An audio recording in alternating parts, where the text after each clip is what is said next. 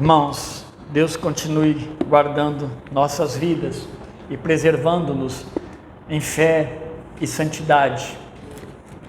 Abram suas Bíblias no Evangelho de Cristo, escrito por João, capítulo 14, meus irmãos, de João, os versos 7 ao 14. Eu vou ler esse texto, depois eu vou dividir ele em duas partes, mas diz assim, João 14, 7: se de fato me conhecesseis, também conheceríeis meu Pai, e desde agora o conheceis e o tendes visto. Então Filipe lhe disse: Senhor, mostra-nos o Pai, e isso nos basta. Jesus lhe respondeu: Filipe, há tanto tempo estou convosco, e ainda não me conheces? Quem vê a mim, vê o Pai. Como pode dizer, mostra-nos o Pai? Tu não crês que eu estou no Pai e que Ele, o Pai, está em mim? As palavras que vos digo, não as digo por mim mesmo, mas o Pai que permanece em mim é quem faz essas obras. E o verso 14, crede em mim, eu estou no Pai e Ele está em mim. Crede ao menos por causa das mesmas obras. Talvez você esteja atento naquele programa que a gente faz de pregação, eu tirei o verso 15, eu coloquei ele para a próxima perícope, para o próximo texto, que ainda vamos pregar mais adiante. Aqui, meus irmãos, para a gente tentar se enquadrar, eu estou fazendo por perícopes pequenas, textos menores e não muito grandes. A partir do capítulo 13, eu tenho falado aqui para a gente não esquecer, e tentar se introduzir nesse texto, nesse contexto em que Jesus está ensinando, mas a partir do capítulo 13, ele se desassocia daquele convívio público, daquele convívio com as pessoas, dos milagres mesmo que ele estava fazendo, do ir ali, entrar no templo e falar com as pessoas para cuidar de uma forma bem direta dos seus discípulos. Jesus separa um tempo agora para pastoreá-los bem próximo. O tempo é urgente, a semana já está nos dias da sua crucificação. Daqui a algumas horas ele será preso e ele será conduzido à cruz, será julgado e conduzido à cruz. No capítulo 13, a gente vai perceber então que ele reúne eles no comecinho, fala que os ama, e que os amará até o fim. Ele ensina para eles, através do gesto ali, da prática de lavar os pés, o momento ali é o momento da ceia, que João não descreve a ceia, porque João escreve muito depois. A ceia está descrita nos demais evangelhos. João não se preocupa em descrever a ordenança da ceia, mas ele descreve o acontecimento, ela está acontecendo. Jesus junta os discípulos ao redor dele, cinge-se, põe o avental de um servo, bem comum do servo, e lava os seus pés. Eles se assustam com isso. Logo a seguir, Jesus vai falar para eles que ele será traído, e ele vai chegar nesse ponto de que essa traição o levará à cruz, à sua morte. Ele vai consolar então seus discípulos. Na sequência, ele vai dizer no capítulo 14, onde nós já lemos a partir do verso 7, mas do verso 1 até o 6, ele vai consolá-los, ele vai trazer uma mensagem de consolo para ele, vai cuidar dos seus corações naquele momento, e ele vai dizer para eles o seguinte: olha, se vocês crerem em meu Pai, e crerem em mim, ele diz o seguinte: olha, essa é a base para vocês serem consolados. De fato, meus irmãos, Jesus não estaria mais com eles presente fisicamente, eles precisavam compreender esse evangelho. Sempre é importante olharmos para a fé. A questão de crer em Jesus é a base para nós lidarmos com a nossa fé no dia a dia. Se a gente não crer, a gente não compreende as obras de Deus e nem compreende que Deus é capaz de nos consolar nas horas mais difíceis das nossas vidas. Mas quando nós cremos, e aí entra uma porção de coisas que começa a acontecer a partir daqui, os ensinos de Jesus sobre o consolo dele, ele ainda vai deixar alguém em nós, para que nós não estejamos sozinhos. E ele vai falar também que um dia eles estarão com ele para sempre, porque creram nele. Então a ida de Jesus, uma separação física, não implicava numa separação eterna. Estariam com eles como nós estaremos um dia e para todo o sempre. E a partir do verso 7, então, a gente vai perceber, meus irmãos, ele falando sobre essa unidade divina entre ele e o Pai. Agora, é muito importante que eles compreendessem isso. Por quê? Porque o contexto de que eles estavam vivendo, de onde eles estavam vindo, era muito difícil o judeu olhar e fazer uma junção entre Cristo e Deus. Porque eles não olhavam para Jesus como Messias de Deus, muito menos o Messias divino, o Messias que vem do céu. Esse foi o grande problema que Jesus vai enfrentar no seu ministério, por ele falar e afirmar que eu venho do céu. João faz questão de deixar isso muito claro. Jesus falando o tempo todo, eu venho do céu, eu sou o divino, eu estou no meio de vocês, mas eu sou divino. Esse foi o grande problema. Esses versos 7 a 11, nós lemos aí, ele começa inclusive falando assim, se vós me tivesseis conhecido, conheceríeis também meu Pai. Desde agora o conheceis e o tendes visto. E aí Filipe vai perguntar, vai pedir, olha, mostra-nos o Pai, né? Para que a gente realmente veja esse Pai, faz uma demonstração para nós de que o Pai está contigo, mostra-nos ele, e ele então vai fazer alguns desafios para Filipe. Agora, meus irmãos, reconhecer então Jesus Cristo como quem veio, como quem tem parte com Deus, como alguém que vem do céu, esse foi o marcante, ou a marcante recusa dos judeus. É isso que marcou o judaísmo com relação ao ministério de Jesus. Olhar para Jesus, crer nele e principalmente a ousadia, para eles de que Cristo se autodeclara divino e filho de Deus. Isso é um grande problema entre eles.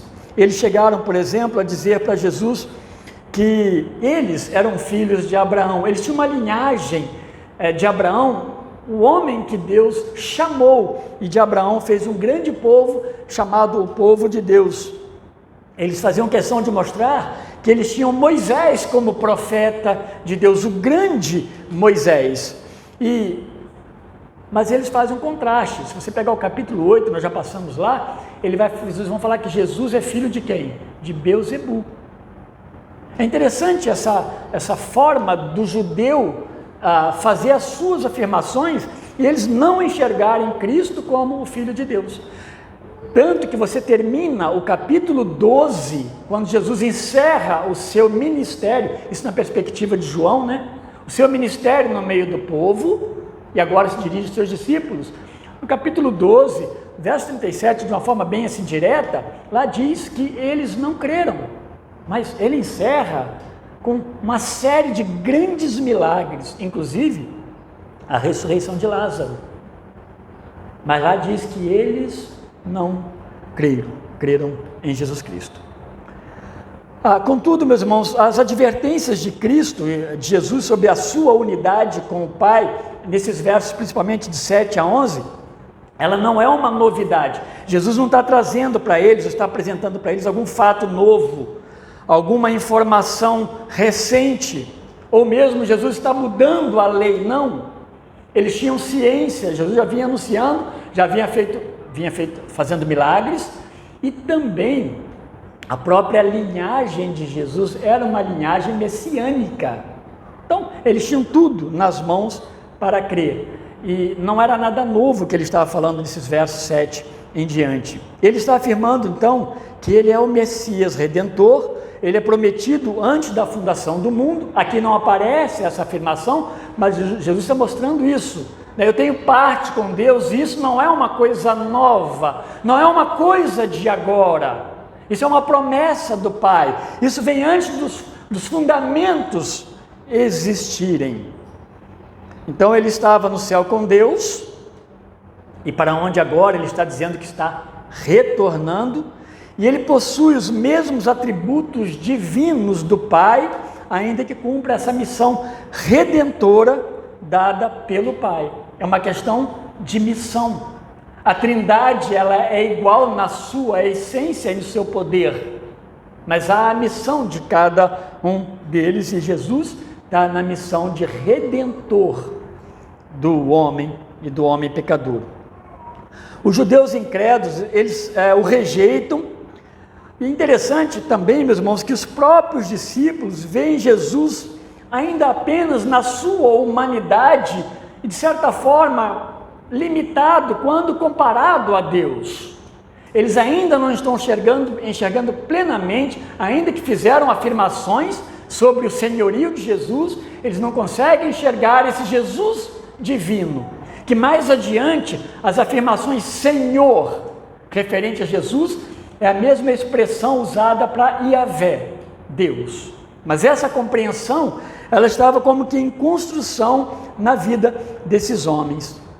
No verso 1 do capítulo 14, Jesus vai lembrá-los que a forma deles serem consolados na sua partida era justamente crerem em Deus e crerem também nele. Porque ele sabia que havia uma desassociação da divindade do Deus eterno, Deus de Israel, eles estavam separando dele. Então, quando ele fala para os seus discípulos essas coisas, Jesus estava livrando seus discípulos dessa incredulidade que era condenação para os judeus. Lá no 10:30, Jesus vai lembrá-los dizendo que eu e o Pai somos um. Há uma unidade entre nós.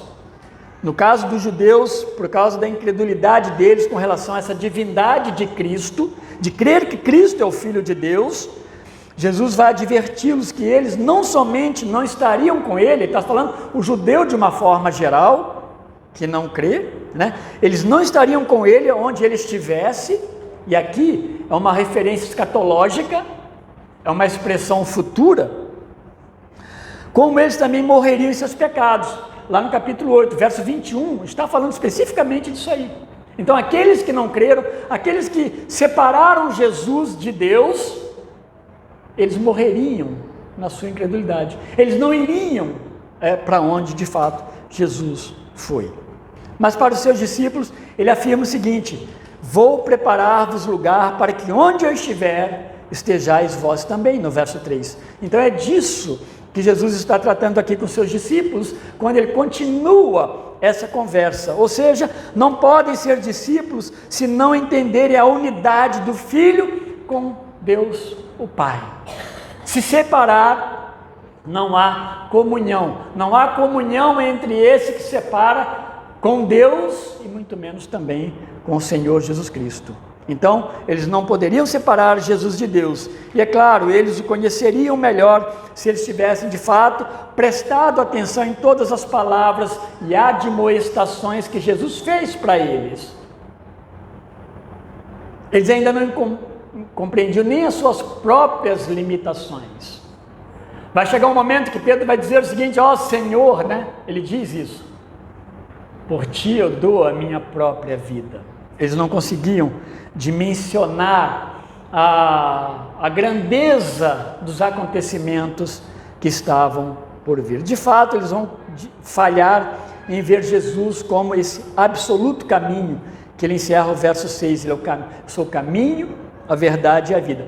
Vamos lembrarem, quem ouviu essa mensagem, vai lembrar que nós usamos essa expressão absoluta para Jesus Cristo. Jesus Cristo, de fato, ele é absoluto como caminho, não há outra possibilidade, não há como eliminá-lo, não há como negar, não há como arrumar um outro jeito, porque não tem, tudo pode ser algum tipo de engano. Só ele é absoluto caminho, absoluta verdade e absoluta vida, e eles falham nisso. Por tudo isso, então no verso 8, Filipe pede uma teofania, ele pede uma manifestação para Jesus. Se você é filho de Deus, né, faz algum tipo de manifestação, é isso que ele está pedindo para Jesus Cristo.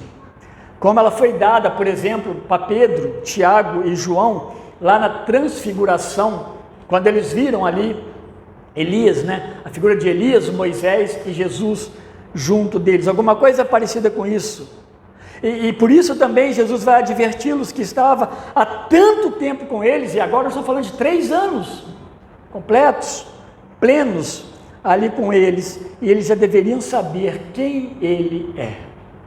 Diversas passagens, principalmente aqui em João, vão manifestar Jesus se colocando-se e ensinando para eles a sua relação com Deus, o Pai. E ele vai dizer ainda no verso 9, ele vai dizer: quem vê a mim, ele vê também o Pai. Quem vê a mim, vê Deus. Entendeu, Felipe? Quem vê a mim, vê Deus. Muitas vezes as pessoas querem ver Deus, né?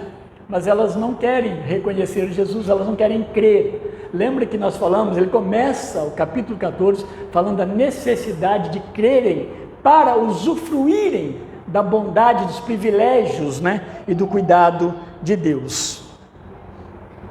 E ele afirma um pouco mais, no capítulo 12, melhor, né? Um pouco mais atrás, ele vai fazer uma afirmação semelhante, porque ele diz lá assim, ó, quem crê em mim, crê não em mim, mas naquele que me enviou. E quem me vê a mim, vê aquele que me enviou. Se vocês olharem, meus irmãos, o Evangelho de João, quantas vezes Jesus vai trabalhar e repetir essas coisas para o aprendizado deles. Mas Deus tem o tempo para todas as coisas. E agora vai chegando esse fechamento, ele está para ser crucificado. Ele está fazendo agora como quase que uma revisão diante deles, anunciando que ele de fato é o Deus encarnado. No verso 49 do capítulo 12, ele diz assim: o Pai que me enviou, ele me deu mandamento sobre o que hei de dizer e sobre o que hei de falar. Então tudo está em plena comunhão, em plena consonância com o Pai que o enviou e que é Deus. Lá em 14, 10 e 11, ele confirma o que já os havia dito, né? Sobre a sua divindade e a sua também relação com o Pai. Existe uma unidade de essência entre Deus e Jesus, uma unidade de poder entre Cristo e Deus, uma unidade de propósito, uma unidade de concordância entre eles. Eles não fazem coisas diferentes uns dos outros, a não ser que não seja coisas de fato concordantes. Então Jesus não está na terra porque ele brigou com Deus e com o Espírito Santo. Em algum momento ele se rebelou e veio então para a terra. Deixa que eu vou cuidar disso sozinho. Não há essas coisas. Essas coisas acontecem no meio de nós, mas nunca na Trindade. Então olhar para Jesus como Deus foi um grande desafio. Essa unidade ela é manifestada, foi claramente manifestada, a unidade existe entre eles, e essa divindade foi claramente manifestada em Cristo em diversos momentos. Um deles, por exemplo, é o milagre de trazer vida, de trazer alguém morto à vida. Essa era uma prerrogativa somente dada a Deus, ou permitida a Deus. Só Deus ressuscitava mortos. E o que Jesus faz? Ele ressuscita mortos. Ele realiza, esse ato da ressurreição. Ele fala disso em João 5,21, mas no capítulo 11 claramente há a ressurreição de Lázaro e outros momentos também. E o tipo de reconhecimento que Jesus está solicitando é de caráter então espiritual, não somente uma questão de um reconhecimento ético e moral na vida de Jesus, que era importante. Ele não tinha pecado, ele não tinha erros, mas ele precisava entender essa questão moral, essa questão espiritual, em que de fato Cristo é o Filho de Deus, ele é o Deus encarnado. Isso era importante. Quando se separa, quando se desassocia, há uma incompreensão e alguma coisa está quebrada, você não consegue prosseguir. A sua fé vai ficar uma fé meio que cambaleante, duvidosa. Então Jesus está afirmando que é impossível qualquer tipo de relação com Deus ou qualquer tipo de revelação redentora na vida de alguém a parte dele. Não há como haver uma igreja de Jesus Cristo sem Jesus, ou sem reconhecê-lo que ele é Deus e que ele vem do céu e que ele é divino, que ele não é como um de nós. Não dá para ver cristianismo dessa forma. O Deus que os judeus então serviram ao longo de toda a história, ele vai se revelar plenamente em Cristo.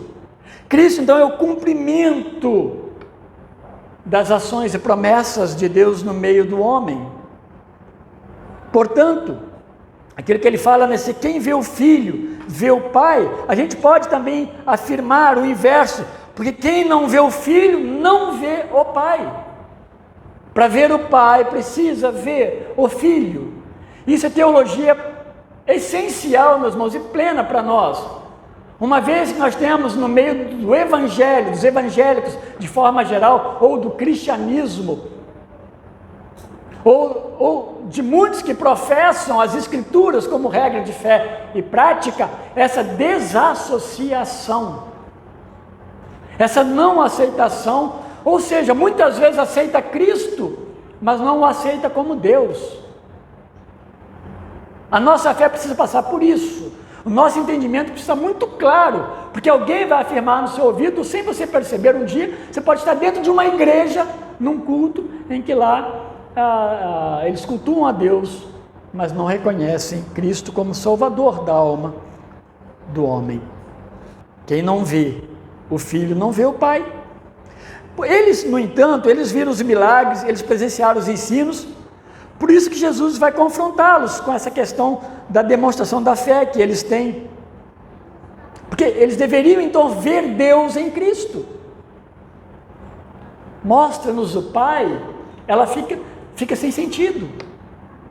Faz uma demonstração, uma transfiguração, faz alguma coisa, de maneira que a gente possa ver o Pai, é dizer que ainda não consegue enxergar Deus no Filho Jesus Cristo. E isso é uma teologia perigosíssima. E aí, meus irmãos, o que o judeu vivia, que era o chamado monoteísmo judaico, ele não consegue aceitar a essência divina em mais de uma pessoa. Quando o judeu diz que é monoteísta, ele é monoteísta nesse sentido de que, de fato, ele só crê em Deus. Cristo não faz parte da teologia ou da vida, né, a vida dos judeus, não é vida cristã, mas a vida dos judeus. É bem distinto. Mas nós, o cristianismo, de uma forma geral, né, na sua fé, sim, ele associa Cristo e Deus. E nós vamos ver uma terceira pessoa, né, se quiser usar essa expressão que eu não gosto muito, de posicionamento, que aí não é posicionamento de hierarquia, né, uma forma de expressar a terceira pessoa da Trindade, que é o Espírito Santo. Então a divindade representada na realidade de três pessoas, elas são coexistentes, e isso acontece desde antes da fundação do mundo, desde a eternidade, e são testemunhados pelas Escrituras. Ele não entrou na pessoa do Espírito, mas no próximo texto, mais adiante nós vamos ver, na próxima semana, quem sabe, sobre a questão do Espírito Santo. O cristianismo, então, ao longo da sua história, por diversas vezes, ele tentou então separar Cristo de Deus. E isso foi catastrófico na história do cristianismo.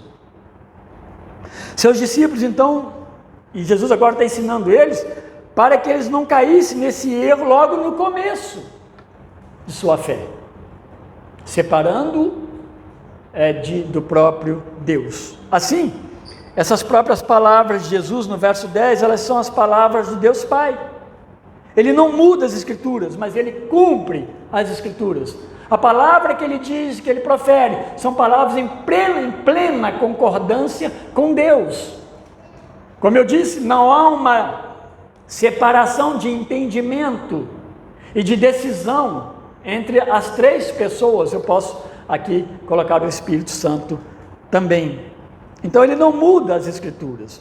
Jesus não é tão somente copia e cola, mas também o próprio Deus. Então, meus irmãos, essa unidade é tão maravilhosa, porque eles falam as mesmas coisas, não há discordância naquilo que eles falam. E a gente não vai encontrar isso nas Escrituras. Olha, Deus falou isso, mas Jesus mudou isso. Tentaram falar isso dele, mas ele vai dizer: eu não vim para descumprir as Escrituras, mas sim para cumpri-la.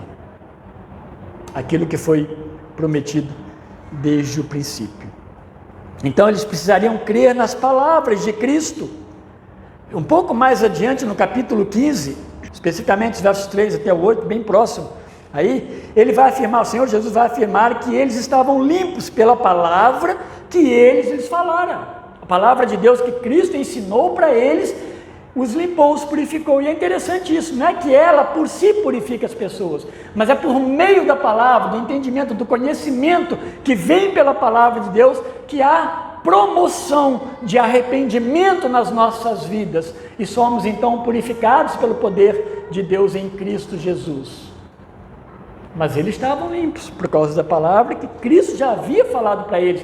Então aqui não é um momento que eles não são cristãos, ou eles não são crentes. É um momento em que eles estão trazendo dúvidas na sua fé, que está em expansão.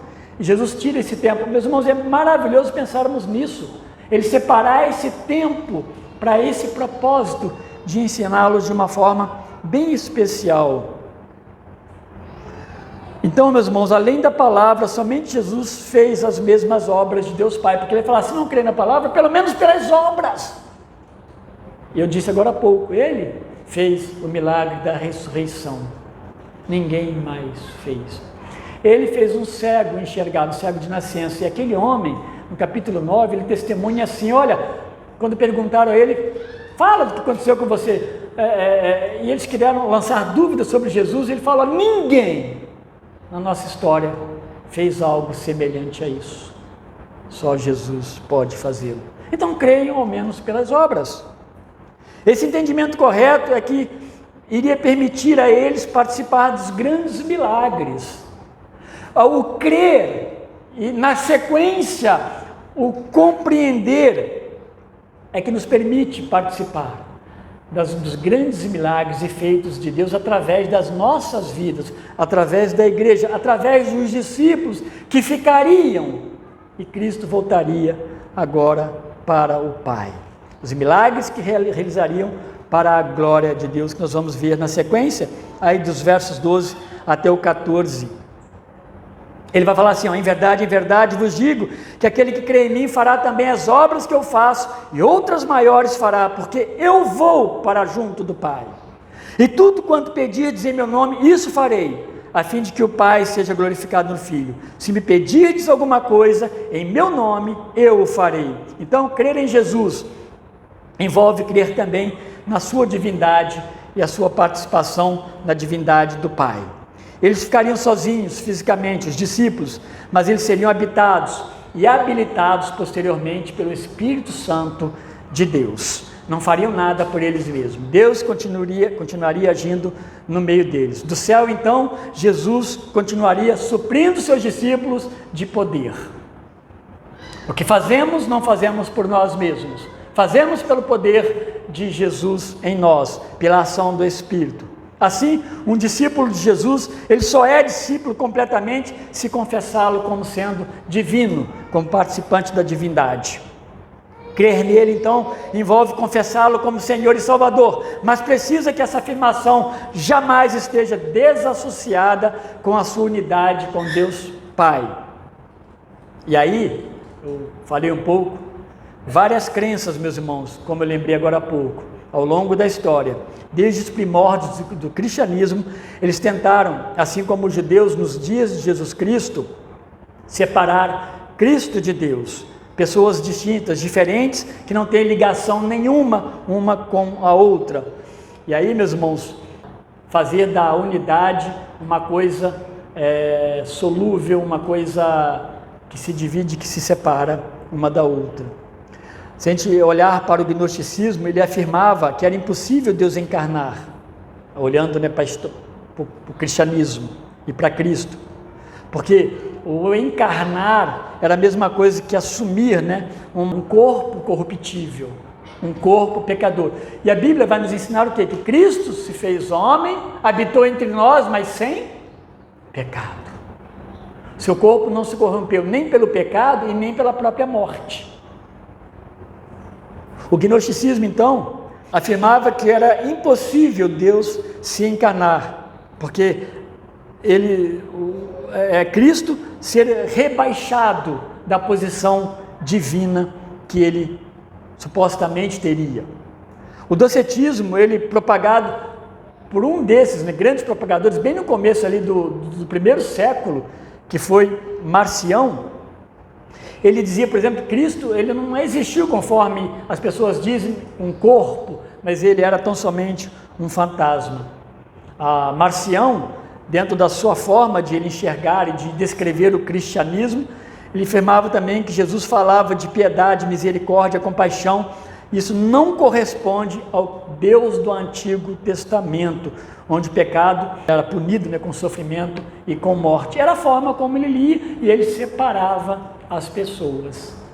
Vocês percebem que isso é muito importante, né? O quanto isso pode mudar todo o andamento e o encaminhamento de uma igreja e das nossas vidas. Então, nos nossos dias, eu falei agora há pouco, nós percebemos o arianismo, dentro da figura dos testemunhos de Jeová, por exemplo, que eles separam totalmente. Eles nunca vão chegar na sua casa e falar, olha, vocês creem que Jesus Cristo morreu na cruz pelos seus pecados? Vocês falam, sim, creio. Mas isso não é verdade. Você está crendo errado, a Bíblia não fala isso. É assim que eles vão falar para você, porque eles não creem dessa forma. Portanto, não é difícil a gente imaginar a condição de Filipe, na sua pergunta, e dos demais discípulos, porque Filipe representa a totalidade deles, ao desejarem ver Deus Pai e não enxergarem claramente essa unidade de essência entre Deus e Cristo. Então, meus irmãos, eu penso que esse tempo que Jesus vai separar, a partir do capítulo 13, para cuidar deles, para ficar junto deles, para ensiná-los de uma forma bem incisiva, vai ter a ver com esse fortalecimento das bases doutrinárias dos seus discípulos.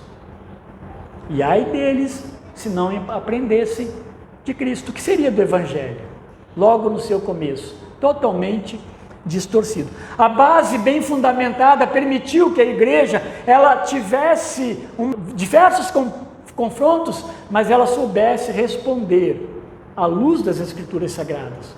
Os primeiros discípulos foram fiéis a Deus na exposição das Escrituras Sagradas. E depois os pais apostólicos, eles seguiram os mesmos caminhos. E aí vieram muitas confissões de fé, que ajudaram a fé dessas pessoas a serem firmadas num único Evangelho. Assim, o verdadeiro discípulo, ele precisa crer em Cristo como Deus encarnado. Há uma correspondência a essa confissão, ou seja, crer, né? A certeza de que tais discípulos farão obras que Jesus fez. Ele diz que ainda mais, outras maiores obras esses discípulos farão. Mas somente se forem de fato discípulos, aquele que crê em mim. Verso 12 faz essa afirmação em pleno acordo com o verso 1 do mesmo capítulo 14. Tem que crer. Por certo?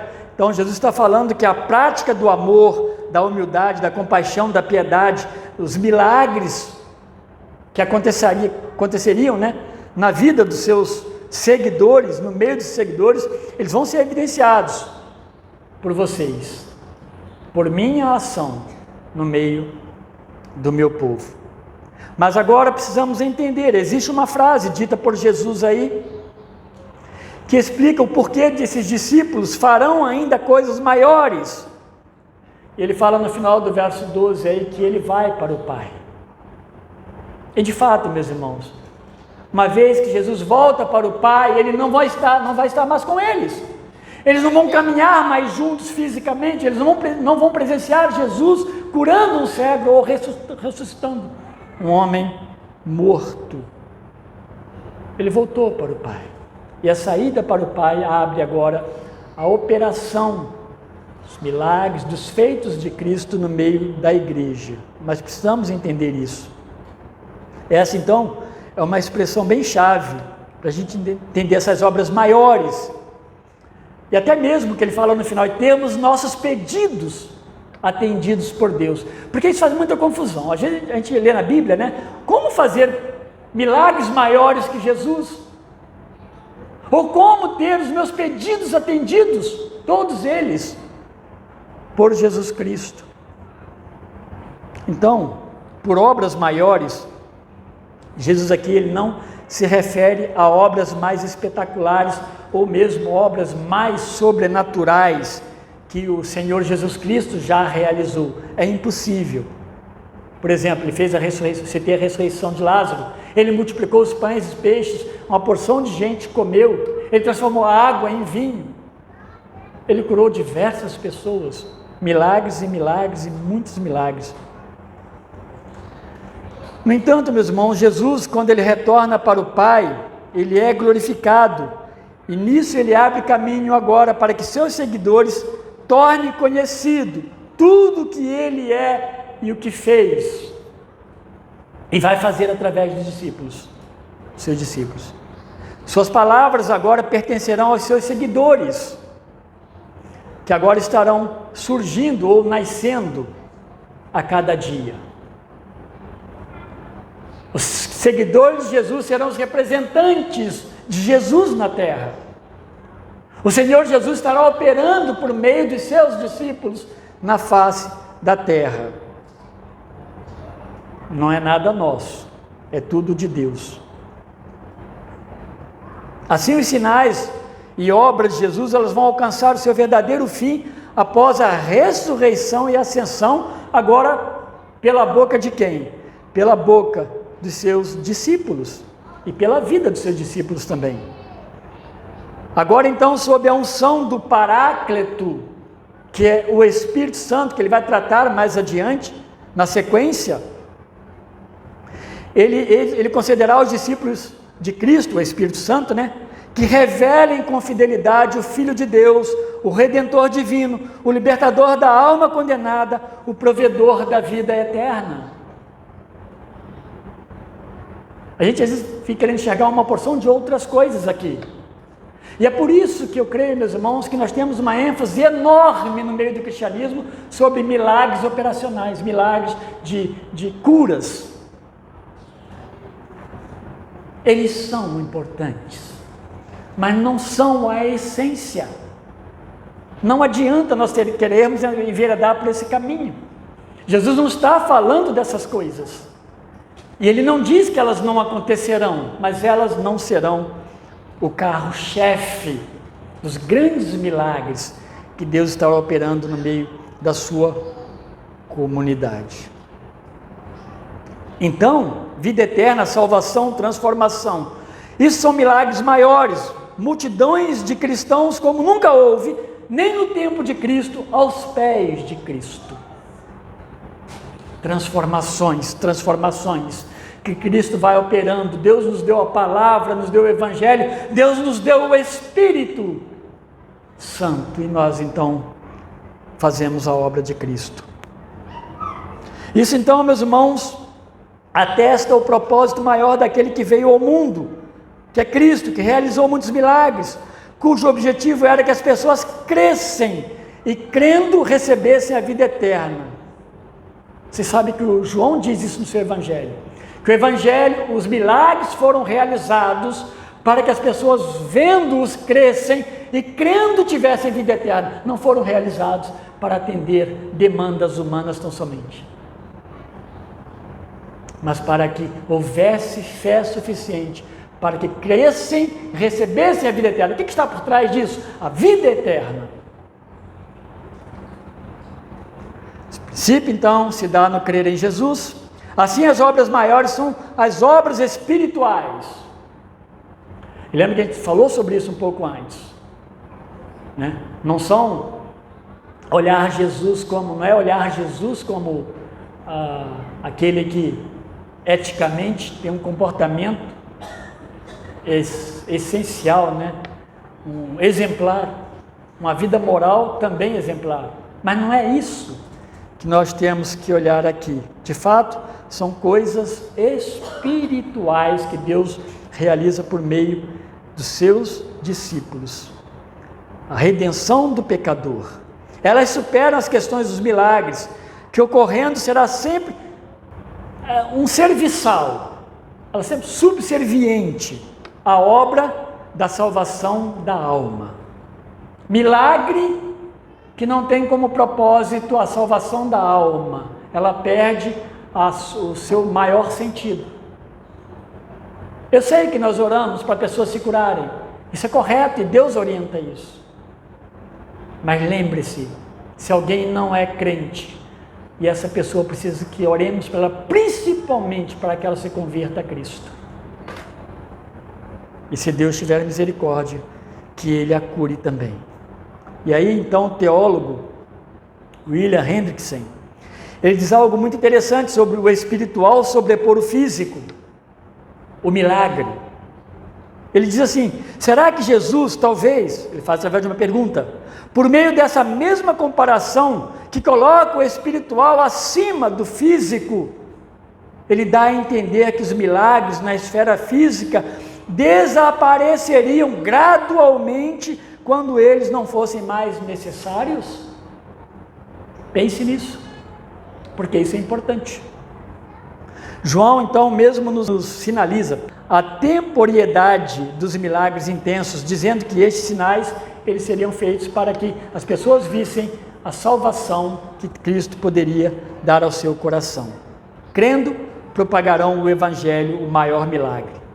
Esses mesmos crentes, então agora convictos, saberão pedir a Deus o que quiser, pois sempre pedirão em conformidade com a vontade dEle. O que é pedir e Deus atender? Se você pensar que o que quiser aqui é as suas demandas pessoais, esquece.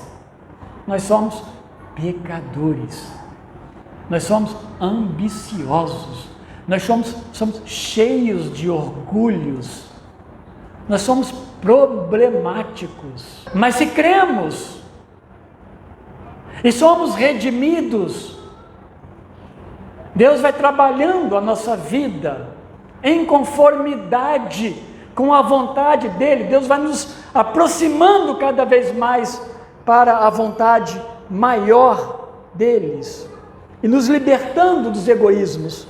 Orar no nome de Cristo, então, é orar o Evangelho, ou seja, o que Jesus revelou sobre Ele mesmo. Tem alguém dizendo, muitas vezes nos nossos ouvidos, que você não tem fé porque não alcança os grandes milagres. Isso é perigoso. E aí, meus irmãos, sempre seremos atendidos. Sempre seremos. Depois a resposta positiva, fiz questão de escrever para que a gente não. Ela não depende de ser sim ou não para ser a resposta de Deus para nós. Porque tanto o sim quanto o não é a resposta de Deus.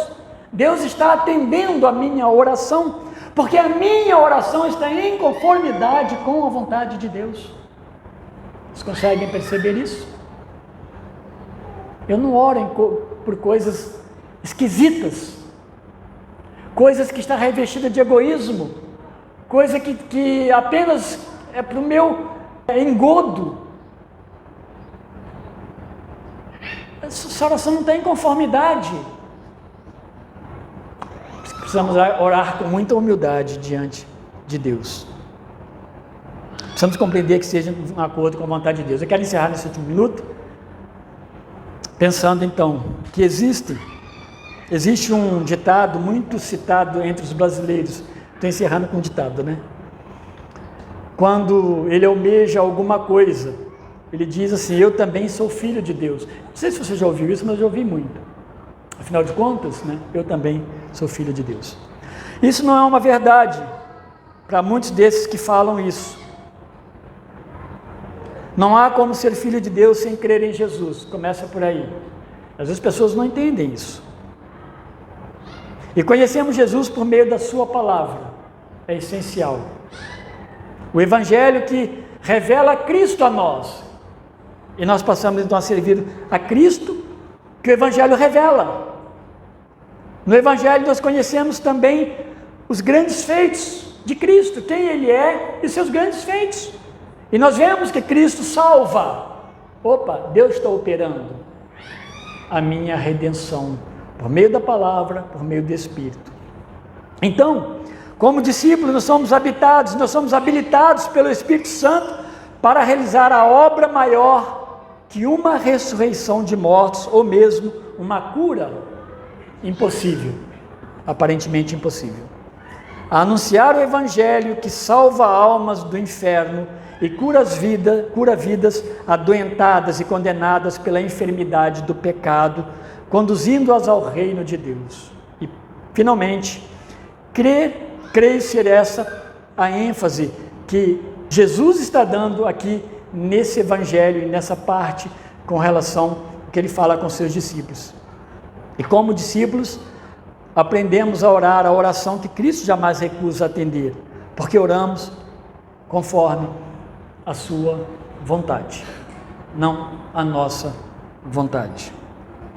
Às vezes, a nossa vontade, ela tem sentido. Ela faz sentido para nós. Né? Ela faz sentido para nós. Mas e quando ele não atende, então, essa vontade? Por isso que Cristo nos conforma a Ele com o tempo, é isso, nos conforma a compreender que nem tudo Ele vai atender, por mais que seja o nosso desejo, que aparentemente seja até aparentemente justo. Mas porque nós estamos em conformidade, nós cremos, estamos em conformidade com Ele, nós cremos que a resposta dele em não nos atender naquilo é a resposta de Deus. Então está em conformidade, Ele nos atendeu, Ele me atendeu, Ele te atendeu.